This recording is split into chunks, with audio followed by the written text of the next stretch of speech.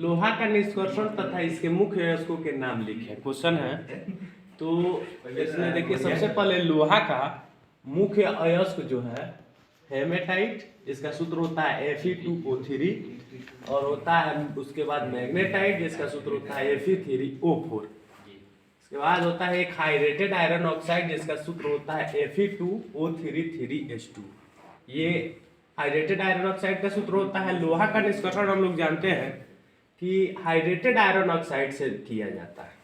लोहा का निष्कर्षण किससे किया जाता है? हाइड्रेटेड आयरन ऑक्साइड से।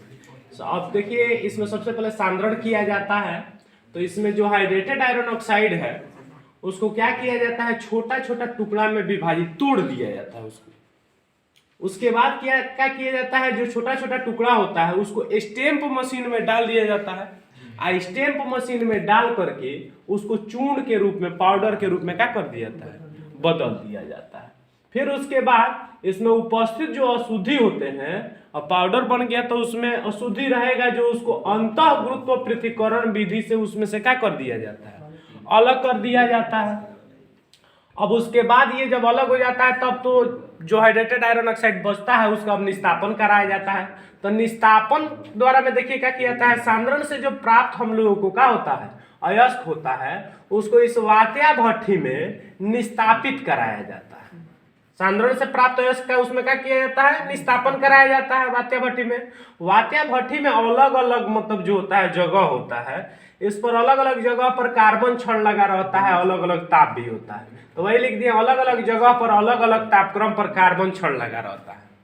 उसके बाद हाइड्रेटेड आयरन ऑक्साइड वियोजित होकर के, इसमें हाइड्रेटेड आयरन ऑक्साइड क्या हो जाता है, वियोजित हो जाता है। वियोजित होकर के हेमेटाइट और जल में क्या हो जाता है, बदल जाता है। जब स्मृति कराया जाता है तो ये कुछ में बदल जाता है, हाइड्रेटेड आयरन ऑक्साइड हेमेटाइट और जल में बदल जाता है। तो यहाँ पे देखिए हम लोग का हाइड्रेटेड आयरन ऑक्साइड जो है निस्तापन जब कराया जा रहा है तो ये किस में बदल गया, हेमेटाइट और जल में बदल गया। फिर उसके बाद वात्या भट्ठी में जो उपस्थित कार्बन होता है, ये इस कार्बन मतलब ये जो कार्बन होता है उच्च ताप पर, टेम्परेचर हाई रहता है, उस पर ऑक्सीजन से ये मिल करके CO2 गैस प्रदान करता है, यानी कार्बन डाइऑक्साइड गैस प्रदान करता है। और फिर जब CO का करता है, फिर से जो CO2 प्राप्त होता है हम लोगों को, वो CO2 कार्बन से अभिक्रिया करके CO गैस प्रदान करता है, यानी कार्बन मोनोऑक्साइड प्रदान करता है।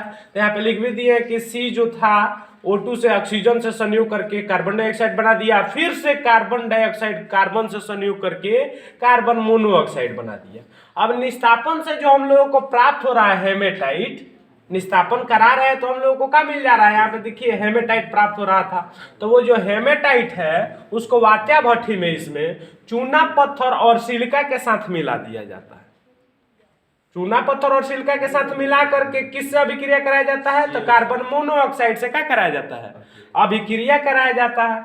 तो मैग्नेटाइट प्राप्त होता है, और मैग्नेटाइट जो होता है क्या करता है, फिर से CO से अभिक्रिया कराया जाता है उसका।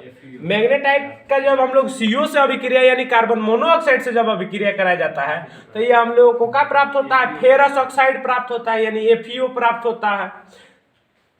तब FeO जो होता है यानी फेरस जो ऑक्साइड होता है, CO से अभिक्रिया कर, माने कार्बन मोनोऑक्साइड से अभिक्रिया कर शुद्ध लोहा को क्या करता है, प्रदान करता है। यानी कि शुद्ध लोहा ये द्रव के रूप में इसमें हम लोगों को क्या होता है, मिल जाता है। तो इसका रिएक्शन लिख भी दिया गया है यहाँ पे, जैसे आप